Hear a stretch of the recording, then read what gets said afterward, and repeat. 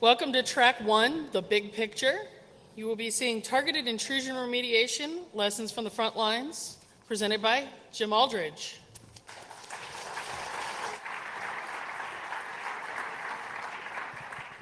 Good afternoon, everybody, and thanks for choosing to come to this talk.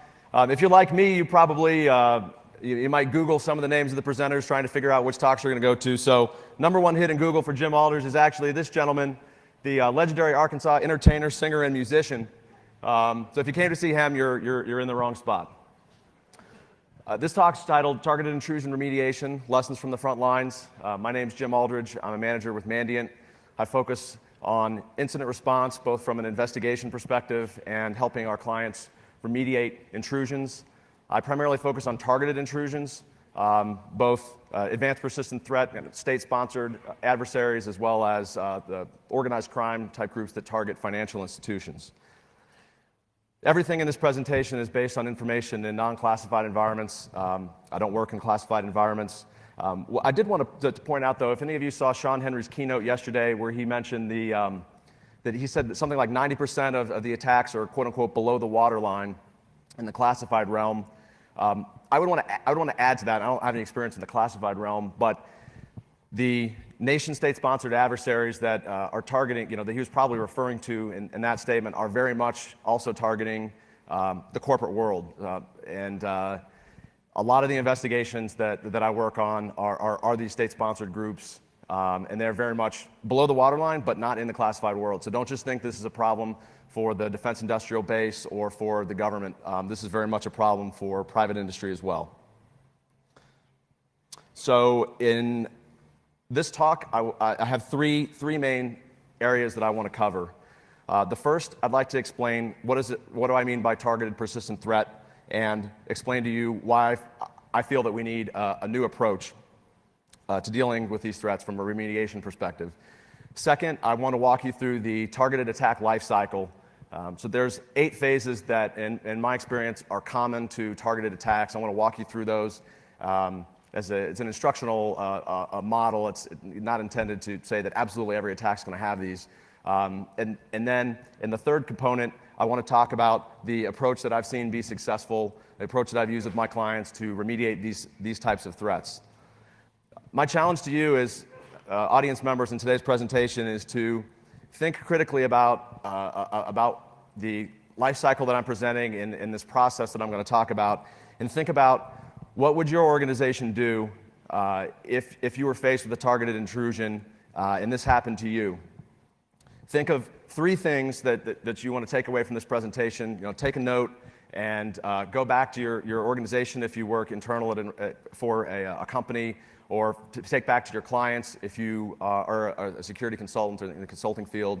Because the time to prepare for a targeted intrusion, or really for any intrusion, is now. It's not when you're under the gun, working 70 hours a week, working weekends, and your life is generally in a not very pleasant time. A few words about the threat landscape before we move on, and I wanted to make the point here that, of course, you have your targeted threats and your non-targeted threats. Not all targeted threats are necessarily persistent threats, and the approach that I'm going to talk about and outline in this presentation really applies primarily to targeted persistent threats. Example of this, I want to really focus, when I say targeted persistent threats, think spies, so sponsored by Foreign Intelligence Service or corporate spies, and not targeted attack groups such as those run by organized crime. So the folks that are targeting financial institutions, they're targeted, so they chose your bank or whatever institution for a reason, but they typically don't care about staying around. So they want to get something they can monetize, they want to get the credit card numbers, they want to pump up the accounts, generate debit cards, and then they want to move on. Versus the folks that are bent on espionage, those type of intruders really are looking to maintain access to the environment a long time. Another important distinction here is that these are all who's, not what's. So these are all humans that I'm basically talking about on the other side, not malware. So next I want to talk about what does it mean to be a targeted persistent threat. So from the perspective of targeted, these are folks that are on a mission. They have defined objectives. They do this for a living. They have tradecraft. Some individuals may be more sophisticated than others. Different groups have different techniques, in their tool bag. They may have different malware. They may have different tools. These are adversaries that are going to take the time to perform reconnaissance on your organization, and they're going to understand your business to the extent that they need to figure out where that data is probably located that they're after. They're going to take the time to understand where that might be. If they're going to conduct a phishing campaign, they're going to get an understanding of who can they phish that's going to optimize their chances for success. So I'm talking targeted persistent threats, not necessarily the advanced persistent threat, which is one type of targeted threat. So I'm going to be a little bit more general in this talk. Persistent, and here I'm adopting from my colleague Richard Baitlick's definition of advanced persistent threat. Persistent means that that the adversary is going to maintain access to your environment in the long term. So they've been tasked to obtain the latest plans for your widget. And not only do they want the plans on how to build it, they want to understand how to maintain the widget when it's in production. They want to understand how to fix it when it's broken. They want to understand the full life cycle because they want to steal this information and they want it to be actionable. And probably sometime in the future, they're going to get a request through their intelligence apparatus that they need more information. So they're going to need to be able to get back in easily. Also, persistent typically means, to me, quiet. So these are not adversaries that are generally going to be spraying thousands of systems of malware in your environment because they realize that increases their chances of getting caught. So to give you some numbers to put this in perspective, one organization that I worked with recently, a global 100 organization, they had over 100,000 systems in their environment, and they had about 30 total infected systems where the adversary had actually placed backdoors on systems. Threat. Most important thing to keep in mind, and I'll keep hammering at this throughout the presentation, is that this is a human adversary. They're a thinking human being on the other side of the keyboard, and that it's not a tool. The tool is not the threat. A lot of times when I'm out there doing incident response, working with different security teams, I hear that, oh, well, what is the malware doing? Or basically, they're talking about the malware as if it's the threat. But the malware is really only a tool that's in the tool bag of the attacker, and it's really just a means to the end of helping them get into your network. So I've talked a little bit about how I define targeted persistent threats, and next I want to talk about what makes them different and why this different approach is needed. When I first learned incident response, I think I did my first incident response engagement probably 7, 8 years ago, and the way I learned it, when you had an infected system, you pulled it offline. You pulled it offline, you did your analysis, and basically it was a strategy of immediate containment. And I have this quote from NIST publication 861, not to bash this publication because I think it's still relevant and the overall process that they define for incident response is still relevant today, but I wanted to highlight this wording of, so when an incident has been detected and analyzed, it is important to contain it before the spread of the incident overwhelms resources.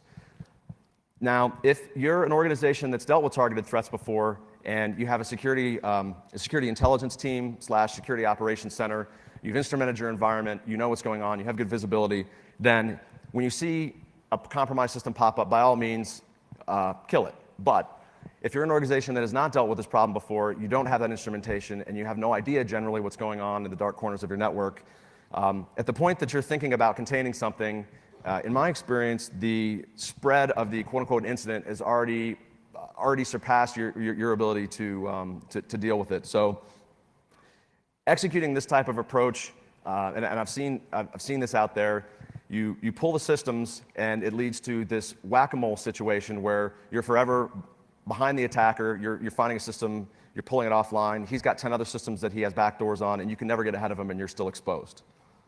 So ultimately, I argue that pursuing this sort of this approach is going to prolong your exposure and ultimately prolong risk. So this example, I distilled, tried to remove all potential complexities to really highlight my point in why pulling systems offline, if there's a targeted persistent threat in your environment, is a bad idea. Many of the organizations that I work with that have been targeted by these sorts of threats, the first way they find out about it is by notification from a third party, typically government, and in the United States, typically the FBI will notify them. And in the course of some investigations they're doing, they came upon some information, knock, knock, knock, hey, you guys are compromised, let's keep this simple. And so you have one PC that's infected, It's a type A backdoor, let's call it poison ivy, remote access Trojan, and it's communicating with the command and control server at the domain toocool.3322.org. That's what the FBI tells you. And unknown to you, because your visibility with regard to this threat is probably not what it could be if this is your first time around the block with this type of threat, you also have an infected second PC. Call it PC2, and it's infected with, let's say, Ghost Rat, and it's communicating with a different domain, ur.isachef.com. So it's different command and control infrastructure. And then for good measure, you've got a third system that's compromised. It's a web server, and it's got a web shell.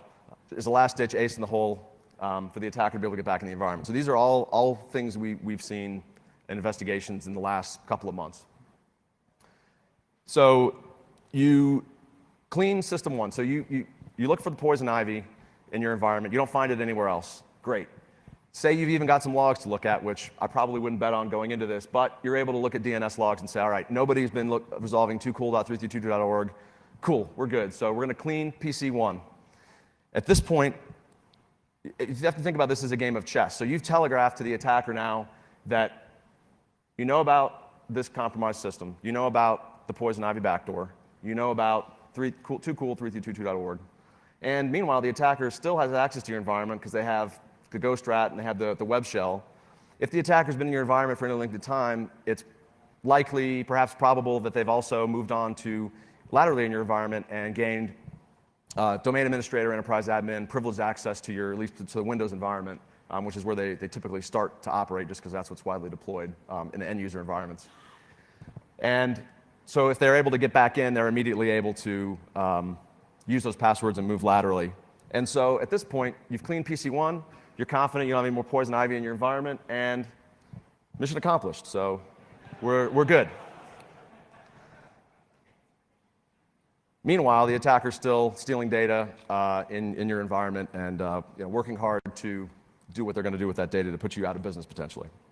So the remaining two components of this presentation, I want to next go over the targeted attack lifecycle and then present a case study to provide you some specific details on how this actually unfolds. This is basically a scaled-down version of the information that I use when we kick off incident response engagements with my clients. And this target attack lifecycle and the case study that I'm going to go through, I think, is really helpful, especially for folks in this room that are security professionals, but you maybe haven't dealt with a targeted threat before. So I think when you see exactly what it is that they're doing, you'll start thinking about the right kind of countermeasures. And then the third component is I want to talk about my recommended approach and give some details on some of the specific actions that my clients are finding to be successful to deal with this problem. So the attack lifecycle that is common to most targeted attacks, it includes these 8 phases, from the initial recon and initial compromise, which a lot of times is spear phishing email, but could be some sort of other vulnerability that's exploited. Establishing a foothold, escalating their privileges, and then entering into this loop of activity where they've got a toehold in your environment, they perform internal recon, they move laterally, and they take steps to maintain a presence to make sure that, like on my last example, if you eliminate compromised systems with one of the tools that they use, you haven't gotten them all because they want to maintain access. And then at some point, they complete the mission. And if you think about this, this is one intrusion. If you picture a whole bunch of these little snail guys going off into space, that could be a campaign, and you can start to do some intelligence analysis on things over time. So in this next example, there's a couple of actors that I need to introduce. So there's Company A, a mid-sized global manufacturer. They manufacture a widget. The adversary wants everything to do with this widget. Supplier B happens to be Company B happens to be a supplier to Company A, so they have a relationship. Company C is a service provider, so think a Rackspace or an Amazon or somewhere where you could go get a system in the cloud to do whatever you need to with. And then in this case, the attacker is a targeted persistent attacker. And in this case, I'm going to say that this is a professional that's associated with a state-run intelligence organization. So this is a state-sponsored spy. This person's a regular human being. They work regular hours. They're good at some things. They're not so good at other things. Sometimes they fat finger commands, which is kind of funny sometimes when you see, especially when they don't realize they're on a Linux system. They think they're on a Windows system. They keep trying to run Windows commands. So they have their foibles just like all of us. But they're a cog in the intelligence apparatus of their particular nation. There's a talk I saw at DEF CON a couple years ago. It was on DEF CON 17, presented by iDefense, on how the PLA developed their cyber warfare capability. I think the slides are online. If you want to learn more about how does a nation state build up this capability, it's an interesting talk. So to set this up, on day one, the attacker's already been inside company B. So he's been reading their email, he's got access to their environment, and he's also set up the hop point infrastructure. So he's already got an infrastructure to receive the phone homes from the backdoors that he's going to deploy. So the initial reconnaissance is going to look something like, okay, he's in company B, he is looking for this widget. He's going to find out, okay, you make this widget in your Chicago plant. So the data he wants is probably going to be in Chicago. And he's going to also think about, how can I best get in? Who's going to click on a link in a phishing email? So he knows that company B sales guys talk to the procurement guy here at your company, and so that's going to increase the chance that he's going to click that attachment. So he sends a spear phishing campaign with emails to just a handful of your employees, and it turns out Bob here in procurement opens the attachment, and that is the initial compromise. When he opens that attachment, it's going to exploit, for argument's sake, a flash vulnerability, and it's not a 0-day. It's maybe 3 or 4 months old, so attacker's not having to show his hand and use up a 0-day. And this is going to install a backdoor on Bob's workstation. So this is the established foothold. For this case study, let's say that this backdoor is a memory resident poison ivy backdoor. Sometimes it's persistent, sometimes it's not. But the bottom line is, by the end of day one, the attacker is able to own Bob's workstation. So this is what's happening on kind of day one of the attack. So this is the initial recon, initial compromise, and established foothold. If you think about what just happened, and so he owns Bob's workstation, if you can stop the attack here, that's where you want to get. And the organizations that have been dealing with this for a while, and they've invested a lot of resources in people and in technology, they're able to nip this in the bud here before this loop takes place, which is here's where they're installing additional backdoors that make your life difficult to clean up. Here's where they're stealing data, and here's where they're touching a whole bunch of things in your environment that basically increase your risk as they're poking around. So be thinking about that, because what happens next is what you really want to be able to nip this in the bud before it gets there. So on days 2 through 4, the attacker's already got Bob's PC. He's already got, so Chicago. So your crown jewels are in Chicago. And you segmented that network such that only a few engineers that really have access to this information can actually access the crown jewel. So Bob can't connect straight to that. The attacker doesn't know this yet, but he's about to figure it out. So the attacker's going to perform some internal reconnaissance. And one of the first ways he's going to do this is you're going to query Active Directory for a user and computer listing. I want a user listing because I want to know who the domain admins are, and I also want to know who are the admins within the organizational units in Chicago. So if I can get a password to one of those, then that puts me a step closer to getting what I need that's in Chicago. Next, the attacker is going to escalate his privileges on Bob's workstation by using Windows Credential Editor. We still see old legacy PW dump. We still see GSEC dump. Not everybody's using the latest and greatest, but let's say he uses WC. And he obtains the local admin password to Bob's system. So now he's got a computer listing that tells him who the domain admins are, where their computer names are, and he's got local admin password. Local admin password, as in many organizations that I work with, is the same, at least on a large swath of systems in the environment. So he's going to move laterally. He's going to connect to the IT admin PC using the local admin password, and he's going to start looking around for getting domain admin credentials. So it may not be one step, I'm simplifying it here, but he'll start hitting admin workstations with legitimate credentials, with local admin, and using WCE to obtain hashes. Okay, now he's got the domain admin hash, so he's going to go back to AD, and he's going to dump all the user's password hashes out of your Active Directory. This is where things get really gnarly from a remediation perspective, because now the attacker has all these passwords, and in the end, if you don't change them all they have to do is fish one user, pop up in your environment, and then they can use any of these passwords to move laterally immediately, and you're back to not having a good day. So now the attacker's got domain admin. Time to do some internal recon. Oh, but actually, no, first let's do a little leave behind to maintain presence. So we said he was accessing this system through a poison ivy backdoor in memory, so it's not persistent, it's going to go away. So here he's going to drop, this system may be totally random, but he'll drop a different backdoor, say some custom backdoor that he wrote that he rarely uses. It uses a different command and control structure, so it's beaconing out to this other domain name. It's just as an insurance policy, ace in the hole, in case you find out about his first backdoor. Then the attacker is going to connect to an engineer's workstation in Chicago, because he's got this computer listing and he knows who are the users in the OU in Chicago, Chicago-engineering-file share C drive or F drive or whatever. The way we name things makes it pretty easy for the adversary. So he's going to poke around this system, and he's going to read documentation to figure out what's going on, how am I going to be able to connect, where's the data I'm looking for. Different ways they do this. Some attackers are very sophisticated, and they'll grab a directory listing, go away for a few days, come back and grab a specific file to look at. Other attackers will literally vacuum up entire file shares with information and create 40 gigabyte RAR archives and steal that.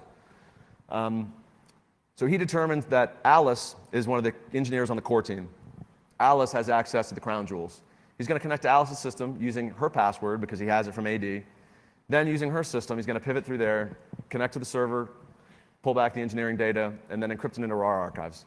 They don't always encrypt, but a lot of times they'll encrypt the data that they steal to make it more difficult for you to figure out what the heck was stolen. And if you don't get that password, it can be difficult for you. So in a nutshell, within the period of a couple of days, the attacker has gotten what he came for. Stole it from the environment, and you probably have no idea. So that's the escalate privileges, this loop here, and then complete mission. And then maintain presence, he's still got that going on, so he still has access to your environment. So a couple of takeaways from this. One is that the organization was targeted for a reason. They didn't just happen to find that your website was SQL injectable. They are looking for the information on this widget. How do you win?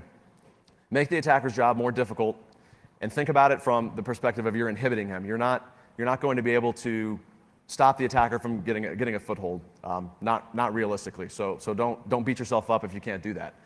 But make their job more difficult, and then improve your capability to detect and identify anomalies. The expanded version of this that I do with my clients, we actually break down each of those stages in great detail and talk about what exactly the attacker's doing, what can you do to inhibit, detect, and respond. And if you think about it that way, you can really come up with some good countermeasures that really move the ball forward. And then you want to enhance your response capabilities because you want to be able to investigate and remediate in months. I'm sorry, not in months, hours and years. And a lot of the clients that I work with, especially with the state-sponsored threats, even if you're notified by the FBI about a particular threat, more often than not, there's more than one group in the environment. So there's distinct groups of individuals within different teams. And usually they've been in the environment for much longer than you know of. So the recommended approach, what next? The attacker TTPs, and so that's the attacker's modus operandi, the toolkit, the procedures, the tactics, the malware that they use, has to drive your remediation approach if you're to maximize your chances of success. So the attacker established a foothold, and they have capability to move laterally within your environment using legitimate accounts. Remediation, you need to isolate the environment. So you need to make it so that the fact that they've established footholds does them no good because they can't get to those footholds. You do this so that while you're in the middle of remediating, they're not in there moving the chairs around on you and installing new backdoors and basically wasting all of the effort that you put into the remediation process. The attacker has methods of evading detection using different types of malware, different command and control infrastructure. So you want to execute your contain, eradicate activities over a short time period. It's not a wise strategy to say, I'm going to remediate this intrusion over the next 6 months, because the attacker is going to be in your environment maneuvering around and basically thwarting your every move, and you might as well wait until you can actually pull the trigger and do it all at once. The attacker's got specific malware and tools that they've deployed, and they have specific command and control networks. You're never going to know them all, but you need to block the ones that you know of and implement a rapid alerting mechanism so that the next time anybody in your environment resolves the domain toocool.3322.org, you get an alert and you're on it right away, because that's your indication that the attacker is probably back if we're talking post-remediation. Also, you want to inhibit the attacker and improve his ability to detect future attacker activities, and I have some specifics on that coming up. The attacker is going to try to keep compromising your environment, so that's one thing to keep in mind, and it's especially if you're on the security team during an intrusion like this, make sure that the executives understand this is not just going to be over. This is a new normal that you're always going to have to be dealing with. So very important, and I'm not focusing on it here, and it's a huge topic in and of itself. You need to conduct an investigation to fully scope the compromise. So you need to understand everything that the attackers install backdoors on, so you can fix those. You need to understand what they accessed, what they stole, and that's a whole process that I'm not going to get into. So remediation phases. If you think back to the NIST 861 approach to incident response, to me, remediation encompasses the containment, eradication, and recovery phases all within this remediation event. So this is a short period of time, usually over a weekend, where the organization is going to contain the threat and eliminate it from the environment and begin recovery all at once. And the event is preceded by posturing, and it's followed by strategic measures that are going to help the organization be more resilient in the future. So what does a remediation event look like? So here's a list of activities that comprise a typical remediation event. And I want to caveat before I show this that it's not one size fits all. So don't just take this and say, if you have an incident tomorrow, this is what Mandiant says we should do. This has to be tailored to your organization. And usually when I'm doing an intrusion investigation, I have one person full-time on the team that's dedicated to working with that organization on remediation on that plan. It's really a full-time job. So the first thing you want to do is you want to temporarily isolate the WAN from the internet. You want to do this so that the attacker's not mucking about in your environment while you're trying to pull systems offline. Because if they're really into you and they're really active in your environment, they'll notice and they will absolutely use a backdoor that you haven't pulled offline yet and install 10 additional backdoors on other systems. Then you have to go investigate those, and you get into whack-a-mole at that point. Permanently, so from this day forward, you want to block all the C2 domains and IPs. You want to replace the compromised systems. Typically, you don't want to try and remove the malware, although you can do it on a one-off basis, but generally it's safer to just plan on rebuilding those systems. You want to reset passwords. Usually this is where people in the room start to gasp and shake their heads and shake their fists at me. Yes, that means if they compromised AD, that means you have to reset them all. You want to implement technical countermeasures that directly address the attack lifecycle. So this isn't the time to think about all the security initiatives that you've been thinking about doing that really don't do much. We'll talk about that some more.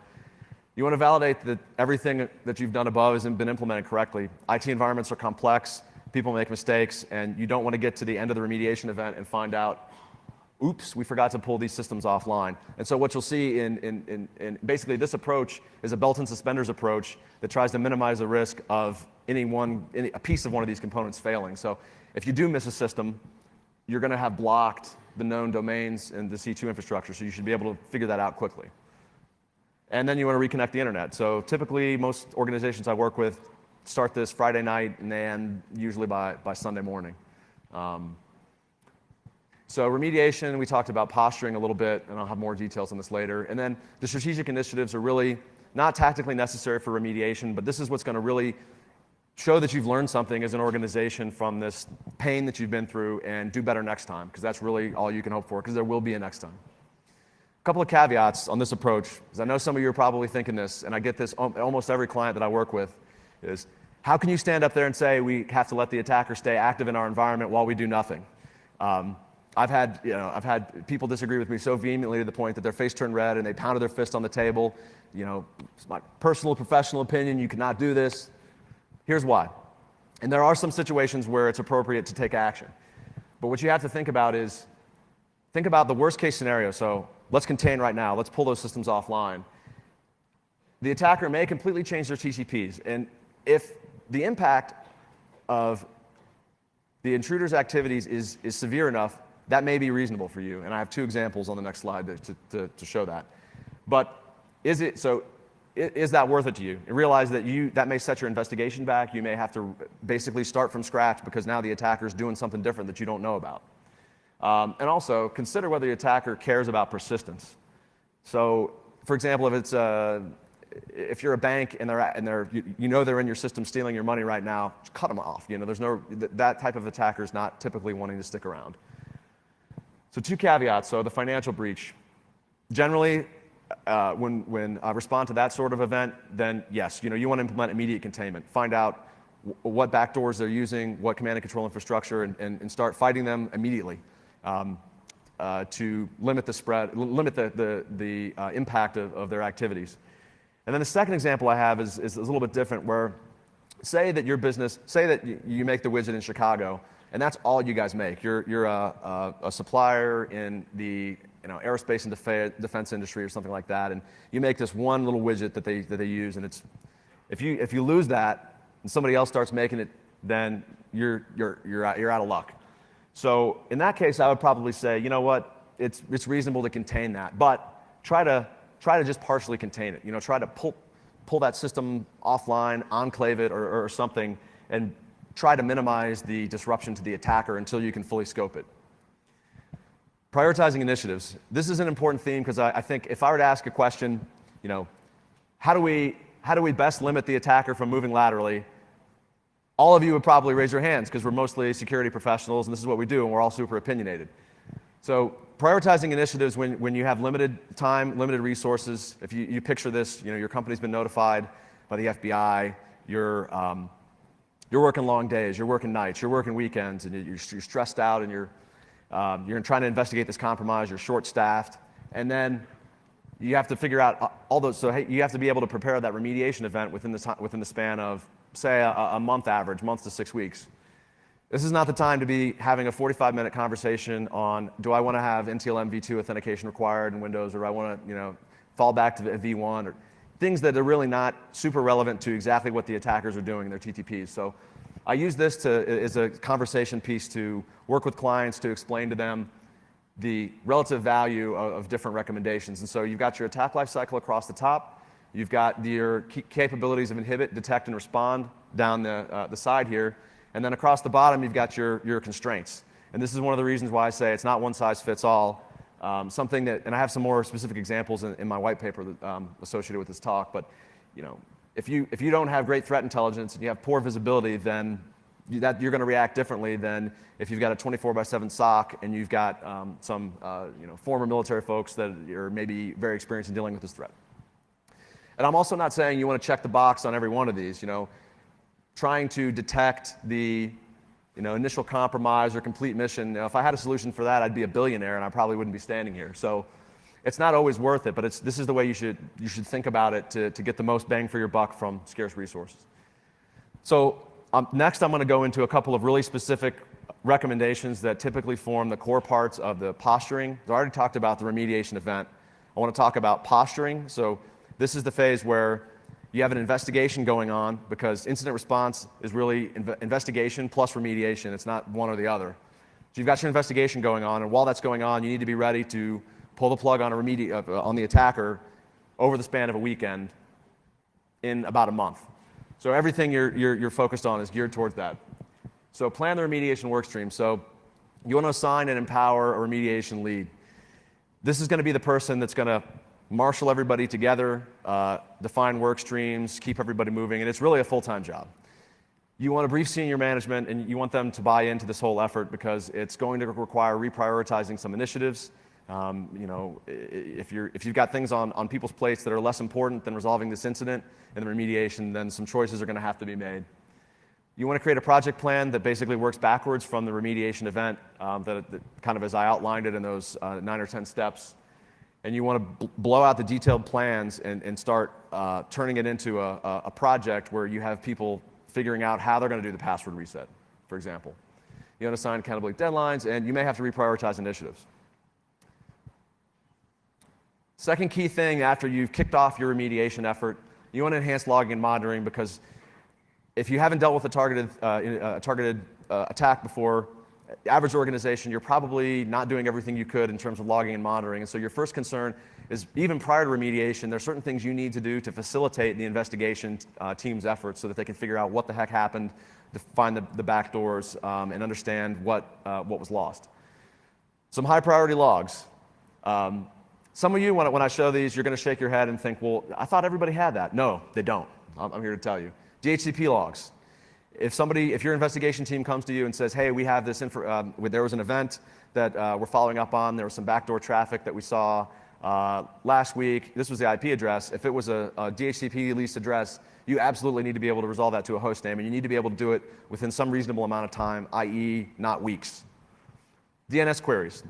If the FBI comes to your door and tells you that you had systems that were compromised by a state-sponsored adversary 8 months ago, they've just got around to telling you now, and it was beaconing to toocool.332.org. Wouldn't it be great if you had DNS logs where you could go back and say, whoever resolved that, tell me. Of course, then you may need DHCP logs if those give you addresses that were dynamic. So you got to have these, and it's a great way to identify compromised systems. Windows AD logs, and really authentication related events in general. This can really help you investigate and understand lateral movement, because as I showed in the case study, the attacker is typically going to be moving laterally by using accounts that they've stolen while in your environment. And so the way you track them, and there's a couple ways. You can look for host-based indicators. So in other words, try to find the fingerprints of the particular tool, the backdoor, for example, that they installed. But keep in mind, I gave a statistic earlier where the company had 100,000 systems or so, and they had 30 systems that were infected. Well, the attacker touched around 1,000 systems looking for data and dumping passwords. So in that case, if you really want to understand the scope, you can't just look for the malware, because that doesn't tell the whole story. You need to actually understand what the human adversary did in your network. One of the great ways to do that is if you have these logs. I did a small project with a software company a couple weeks ago. Showed up on site. They had an awesome Splunk instance. Within a couple minutes of my being there, I was running queries for Kerberos service tickets related to an account that we knew was compromised, and it just basically walked you through the map of how they use this account to move across the network. Firewall logs, so talking about egress traffic, being able to tell me as an investigator that you had a bunch of denied traffic from IPs in whatever country doesn't really do me any good. I want to know what got out and where did it go. VPN authentication. I think we've blogged or talked about this in white papers previously at Mandy, but some attackers really like to get into that VPN space, so they'll start using VPN as a means to maintain presence in your environment. So you want to know who's authenticating your network. You want to get logs such that you can look for anomalies. Then, as important as collecting these logs, and I can't stress this enough, you need to have a process to rapidly query this data to support ad hoc requests. So when the investigation team comes to you and says, I need to know everybody that resolved toocool.332.org, and I need to know it regularly. I need this data every day. If it takes them 6 weeks to get you that information, that's a fail, and that's something that you need to fix. Also, you can implement alerts to identify known attacker activity. So this domain name that you know is bad, create an alert and get an alert every time that occurs, and have somebody correlate that every day, twice a day, with the systems that you know are infected. And that way you're cross-checking the information from multiple sources, and you might find something that you didn't know. The 800-pound gorilla, the password change. This is typically the item that causes most of my clients the most pain. And this is because obviously you don't want to disrupt the business, because if you're a manufacturing company, like in my example, and you impact the shipment process to your customers, then you might as well go out of business, because you're going to lose a bunch of money. So you don't want to do that. So in order not to disrupt the business, you need to figure out how you're going to change service account passwords that run those applications out in your wherever in your business. That takes time and effort, and it's not easy. You want to figure out how you're going to make local admin passwords unique. Before I got into incident response, I did a lot of penetration testing, and it always surprised me that the people would have the same local admin password everywhere, and it hasn't changed. So if you still have the same local admin passwords on all of the systems in your environment, or maybe just on your workstations, put that on your list. Write your boss an email with your plan on how you're going to fix that when you walk out of here, because that's really important, and that is one of the big ways that the attackers are moving laterally. You want to develop a plan for resetting all the application accounts. That's typically a pain. And you want to figure out how exactly you're going to do this, and then you want to try and do a dry run of maybe testing it on a few accounts. Focus on the most impactful defensive measures. So if you go back to that remediation planning matrix and think about what can I do to inhibit, detect, and respond more effectively to those particular activities that the attacker is going to be coming at me with, you want to do what's going to be most impactful because you're short on time, you're short on resources, and you need to get this all ready to go in a month to 2 months. Application whitelisting on your Active Directory servers. The password change is painful. So you may look at this and say, well, but we have 80 domain controllers, and it's going to be really expensive to put app whitelisting on all of those. Well, guess what? If you have to go through an enterprise password change and you go through that pain, you're probably going to come out of that wishing or wanting to put whitelisting on DCs. That way, it helps. Even if the attacker's got admin privileges, it reduces the chance that they'll be able to execute their password dumper. Plus, it gives you a really high-quality alert that, weird service was denied running on domain controller, and then that's something you can immediately figure out how did that get on the domain controller. Block workstation to workstation traffic. Why should my PC be able to communicate to your PC in the environment? Typically, nothing good is going to come of that. This is where your host-based firewalls, some HIPS products can help with this.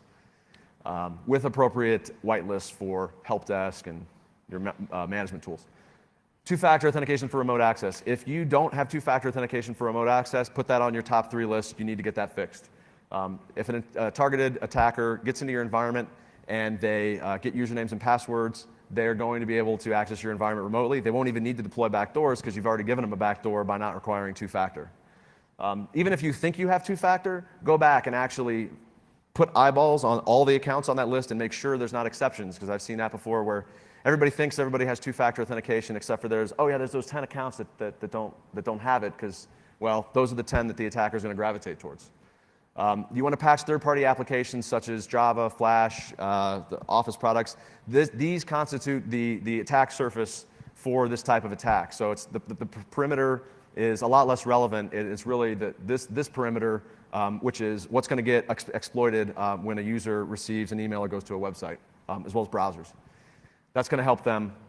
That's going to raise the bar on them getting back in. You want to reduce the number of accounts with elevated privileges on their workstations.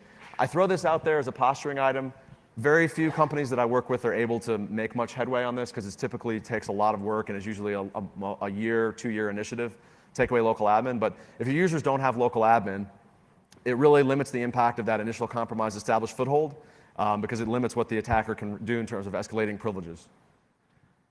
Strategic. So this is after you're through the remediation event. From an organizational perspective, you want to make sure that you maintain the momentum. It's all too easy. You've had this period of a couple months of intense activity to just everybody goes home and you're not done yet because in the new normal, this is going to happen again and you need to be ready for when the attackers return. So the most important thing you can do from a long-term perspective is invest in people. The next item I'm going to talk about some technology, a recommendation that has some technology components, but people are the most important thing because, at least for me in my experience, if I had a choice between having the latest whiz-bang tool or having a really smart team member that I could sit in a room with and figure stuff out, I would always choose to have a smart team member because if you have smart people, you can figure anything out and get it done and string together solutions that get things done. One of the clients I worked with last year, we made this recommendation on the DHCP logs, and they didn't have a real good way to do it easily. They had some really smart folks on their IR team, and they brought in they whipped up some scripts on a Linux box and MySQL database and basically swept the network a couple times a day, getting IP addresses, put them in database. Was it crude? Yes, but it got the job done, and it got us the data that we need. So first and foremost, you want to make sure that your organization has personnel dedicated to hunting. And this is, even if you're a relatively small organization, you need to have somebody who at least part-time is doing this. If you're real small, maybe you want to look to a third party to do that, but you need to have somebody to perform the security intelligence function. So this is integrating intelligence into your operations and actually going hunting. So I don't mean sitting in front of a console and clicking through ArcSight alerts and then not doing anything. This is something really, you need to have somebody who's got experience with targeted threats, who understands what to look for and can really go out and look in the nooks and crannies of your environment. You may have to look outside the organization. A lot of the bigger companies that I work with have a culture that very much is kind of promoting from within. This is something where if you don't have the expertise in-house, you may want to consider bringing in somebody, hiring somebody onto your team that can be a catalyst that can bring people up to speed on those skills.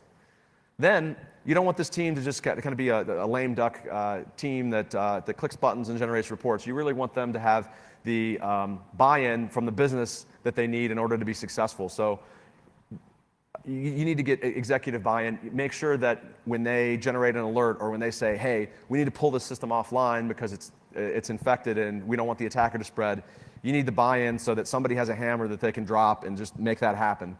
Otherwise, you're not going to be successful. If you have to have a meeting, we had one I was working on recently, there was related to the PC rebuilds, there was a meeting that had, I forget exactly how many, but it was over 40 people had to dial into this call. Not effective. You need to have the hammer. Second, and very important, this may be the last one that I have time to talk about because I want to have 10 minutes for questions. You want to create an investigation-ready environment. So this means, even if you think about this, if you've never gone through a targeted intrusion in your organization, think about that attack lifecycle and the case study that I went through and figure out where are you today, how would you be able to detect, respond, and inhibit, more detect and respond when we're talking about investigation, but how would that work out for you today? And if you have gaps, start fixing them. You want to formalize an incident response plan, and you don't want to have a plan that's real rigid. You want to have a plan that basically facilitates and enables smart people to do good work. You want to make sure that you involve business stakeholders, so don't develop this plan in a vacuum. Worked with an organization this last year on formalizing their IR plan, and we actually went to all the business units. We sat down. What are your concerns? When we talk about formalizing incident response, what's your take on this? And we work with them throughout the process. And at the end, it was actually kind of neat to see the CIO basically put everybody on the spot, went down the list of the business units and said, do you agree with this and will you support it? Do you agree with this? You know, speak now or forever hold your peace. And that was pretty cool because the business was really getting involved.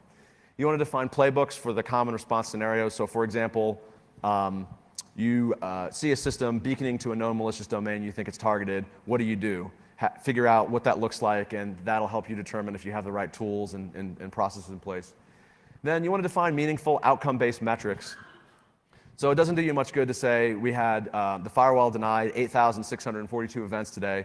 What you really want to focus on is the outcome. So we had a targeted attack that the attacker got into the environment through spear phishing on X time, and we detected it, investigated it, and contained the threat at Y time, and look at the difference between those two times, and that's your mean time to remediate, and that can help both demonstrate the value of the resources that your company is investing into security, into these processes, as well as really help you show and get a handle that you're actually doing better or not. You want to improve visibility, so this is probably going to require technology investment. You want to aggregate logs centrally. So what's a good example of that I can use?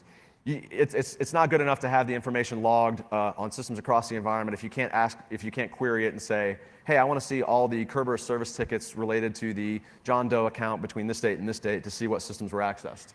And then you need to actually use that information and tune it to limit the amount of false positives and also reduce the amount of data that you're going to have to store and maintain. And then threat intelligence is also very important in terms of understanding the threats that are targeting companies in your industry, sharing information with peers. Several industries have information sharing frameworks and organizations that share threat intelligence that are outside of the government. So I know the Defense Industrial Base has Defense Security Information Exchange.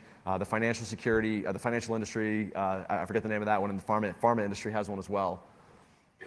Also, conduct tabletop exercises. If you've never gone through something like what I just described before, run a tabletop exercise where you take that case study and start going through it and figure out, well, if the FBI came to it, well, what would we do if we got notified that we had a breach? How would we determine lateral movement? Do we have those logs? And then improve your process. One more. So enhance authentication and authorization. So long term, you really need to think about reducing the number of privileged accounts in your environment. Also, there's obviously going to be places that privileged accounts are required, and nothing that I'm saying up here is black and white. There's always these shades of gray. If you have privileged accounts that are required, then reduce their scope of authority. So if you have a service account that has to run as a domain admin, hopefully you don't, but say it has to run on certain systems, well then use Active Directory to configure that account can only be used from certain systems or for certain types of logons. So for example, if you have a service account that's required to run a service, why the heck would somebody need to authenticate to a server with remote desktop with that account? That should just be prohibited right off the bat. That's what I just said. Also, longer term, implementing whitelisting on key user workstations. So admin PCs. Also, password vaulting software can really give you a leg up and help you do a password change should you need to, and also helps facilitate good password management practices. So I'm at about 10 minutes and 30 seconds to go, so I'm going to jump through this last one. So in summary, I outlined what is a targeted persistent threat. We talked a little bit about how that is different from automated threats of the past, fighting the configure or nimda worm. The attackers are going to return, so you should plan countermeasures that are going to address the attack lifecycle and use this information to really build security that works rather than checking the box on things that just look good on paper. So with that, I wanted to remind everyone, please fill out the survey forms so that we can get some feedback from you on what you thought about this talk. I'm going to take questions now for 10 minutes, and then we're going to have to end in here. If you've got additional questions for me, or you want to hang out, we've got Mandian has the Trevi room on the promenade level. We've got a bar, so we've got beer, we've got refreshments. So if you want to come by, feel free, and I'll take questions for the next 9.5 minutes, if anybody has them.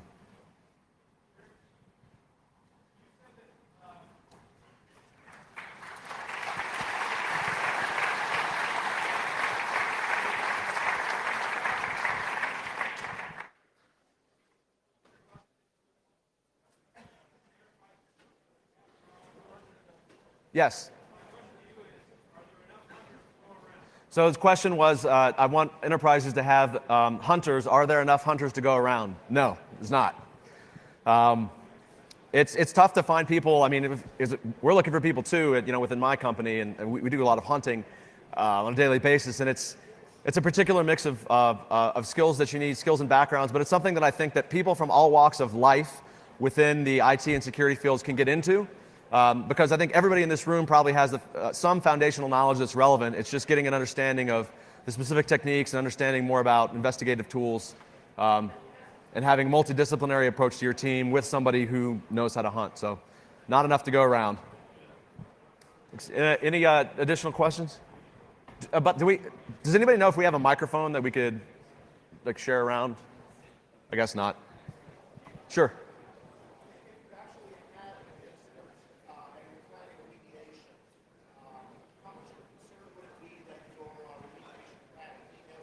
Yep.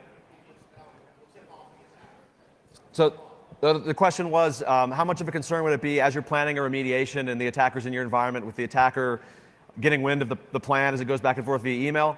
My answer, it depends on the activity that the group is actually doing in your environment. So not all attackers that I've responded to read email. Some of them do, and some of them that's the main thing that they're trying to get.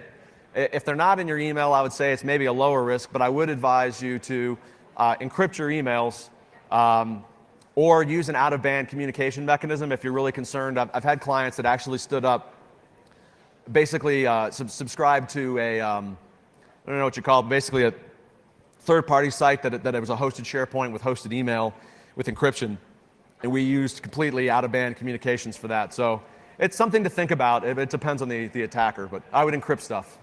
Yes? Yep. Go on if I don't know. Okay, so the question was, one of the steps that I recommended for containment was to disconnect the network from the internet. How successful is that? That's one that when I say that to my clients on day one, you get a groan, and sometimes they're just pounding their fist. But most of the clients that I've worked with have in some way, shape, or form done that. It's not always a full disconnection. Like in some cases, I've seen where if the compromised infected systems are in a particular location, they'll block egress from that location, and they've been successful with that. It really depends, but you want to try and block as much egress traffic as you can. Now, no, I'm not saying block inbound. So for example, if you're 24/7, 365 and you have applications that need to be customer facing, leave those up, that's fine. Just make sure that the internal systems are not going to be able to just initiate traffic out. And that's important because you don't want the attacker to be able to come back in through a back door while you're remediating. So I've seen it be more successful than you would think. Yes. When you block spear phishing, since you block it so quickly, if you're successful, can you tell whether or not that's a targeted attack spearfish or whether that is a commodity spearfish? Without specific intelligence related to those threats, it's difficult to determine that. One of the ways that you can determine, that you can get an idea is if you analyze the malware that it drops and the command and control infrastructure it communicates with, if it's a backdoor, if it's something that is definitely bad and there's nothing written about it in the public domain, so domains, you Google it, domains not coming up, nothing related to this tool's coming up, then it is more likely that it's something targeted, but it's not foolproof. And then would that change your behavior at all in your response in terms of, hey, you have a good feeling that this is a targeted attack? Absolutely. If it's something that seems like it's more commodity, then the approach, I definitely wouldn't wait. I mean, if it's commodity, like if it's something that looks like a botnet, generally when I'm doing an investigation, I'll report that to my clients every day, and they can just advise them to deal with it through their normal process. So. Thank you. Yes. I believe so. I haven't actually looked at it yet, but I submitted it, so. Sure. Me too. So the question was, could I beat the drum more on whitelisting? I practice what I preach. I run it on my system. I think it's a great tool. I really can't say enough good about it. Now, implementing it enterprise-wide across the end-user environment, I think, is going to be complicated. And honestly, I don't see that many organizations doing that. But critical servers, domain controllers, think about anywhere that if the attacker got admin access and ran a password hash dumper, where could they get the most password hashes from? Active Directory servers / domain controllers, Exchange servers where you got a bunch of users logged in, file servers where you've got 1,000 users from your corporate office logged in and they can get all those hashes. That's going to be where you get the biggest bang for your buck. So, yes. How common am I seeing whitelisting today? Across servers and workstations, I'm not seeing it very widely at all. Some organizations that I've worked with are starting to implement that as part of their next generation builds, starting with admin users or more users that perform sensitive tasks. Across servers, I wouldn't say that it's widespread at all. I can say though that the clients that I've seen implement it on their domain controllers, like I suggested, I've seen cases where they did successfully thwart password hash dumping the next time around, which if it can save you having to do a password reset, it's paid, in my view, it's paid for itself. Yes? Yeah, I'm curious about log aggregation, collection, and what kind of tools you recommend, or what you've seen in terms of results. I'm wondering if the SIM tools are really adequate, or if you're looking at more like tools like Splunk, some of the newer tools. So what I would say about that is the most important thing to do, to think about first, is the ability to aggregate logs and to search them for kind of the purposes that I outlined here, rather than a lot of the SIM functionality with the correlation. It's nice, but I would think about that after you've already tackled aggregation. What you want to avoid is, I had one this past year where they have logs, and they're pretty good logs, except for that they're on thousands of servers, archived locally, and whenever I asked them a question, we'd have to copy logs from 1,000 servers, a couple terabytes of information, to one location, and then I would, then I'm running log parser on that, or I had a little Sawmill instance that I had back in my lab, that's good, Splunk, ArcSight. There's no particular product that I would say is really better or worse. I would just pick one and then really learn how to use it and tune it and make sure it's not something that just sits on the shelf. Yes. How much log do you My general recommendation is a year. I feel like a couple of months is probably not enough. A year, in some cases, a year is not enough. I mean, if your earliest state of compromise goes back 2 years, then I'm not going to be able to tell you much of what happened prior to that year. But I feel like a year is a good benchmark. One thing that you can do also as part of the tuning process to pare down the amount of storage that's required is look real hard. So start logging what you think is adequate for your future investigative needs. Tabletop exercise. Make sure that it's actually adequate and that it's answering the right questions. And then look at what else you log that's maybe not as useful, and think about how can you exclude those events from storing it, just to help, because I know storage balloons when you store this stuff long term. Yes? Yeah. I also wondered about data loss prevention solutions, if any of those have helped people that have had incidents, not to clean it up or anything, but maybe prevent the data from leaking out in the first place.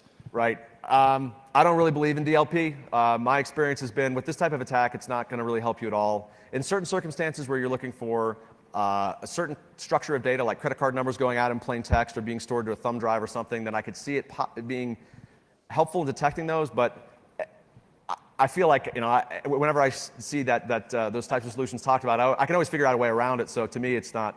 I don't really think much about it. Yes.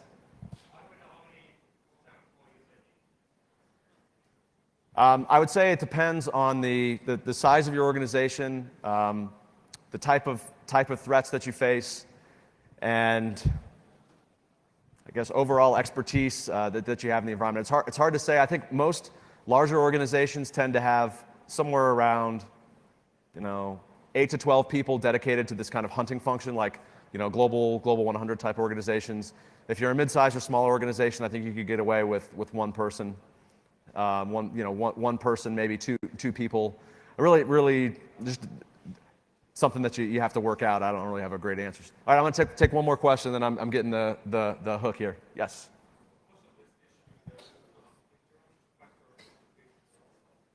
So the question was, how much of this issue does internal two-factor authentication solve? I like internal two-factor authentication when you build an infrastructure where it was the last slide that I skipped through.